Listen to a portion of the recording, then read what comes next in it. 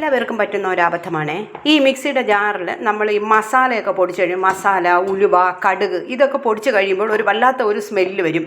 എന്നിട്ട് നമ്മൾ മസാലയൊക്കെ പൊടിച്ചിട്ട് നമുക്ക് വേറെ എന്തിനെങ്കിലും അരച്ച് കഴിഞ്ഞാൽ അതിൻ്റെ ഒരു ചുവ നമ്മൾ അരയ്ക്കുന്ന സാധനത്തിൽ വരികയും ചെയ്യും അല്ലേ? എല്ലാവർക്കും അതറിയാവുന്നതാണ്. ഭയങ്കര പാടാണ് ഈ മിക്സിയിൽ നിന്നൊക്കെ അതിൻ്റെ ഈ സ്മെല്ലൊന്ന് മാറിക്കിട്ടാനായിട്ട്. അതിനായിട്ട് വേറെ ഞാനൊരു വിദ്യ പറഞ്ഞുതരാവേ. ഇതുപോലെ 2-3 നാരങ്ങ നമ്മൾ നീരെടുത്തിട്ട് ബാക്കി വരുന്ന തോടുണ്ടല്ലോ അതിലോട്ടൊന്ന് ഇട്ടിട്ട് അല്പം വെള്ളവും ഒഴിച്ചിട്ട്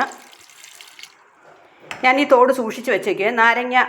നാരങ്ങയുടെ സത്ത് എടുത്തു കഴിഞ്ഞാൽ ഞാൻ അതിൻ്റെ തോട് സൂക്ഷിച്ച് വെച്ചേക്കും. ഇതുകൊണ്ട് പല ഉപയോഗങ്ങളുണ്ട്. എന്നിട്ടിത് നല്ലവണ്ണം മിക്സിയിലിട്ടൊന്ന് ഞാൻ അരച്ചു കൊണ്ടുവരട്ടെ. നല്ലവണ്ണം അരച്ചെടുത്തിട്ടുണ്ട് അതിൻ്റെ തോട്. ഇനി നമുക്ക് ഈ വെള്ളം അങ്ങ് കളയാം.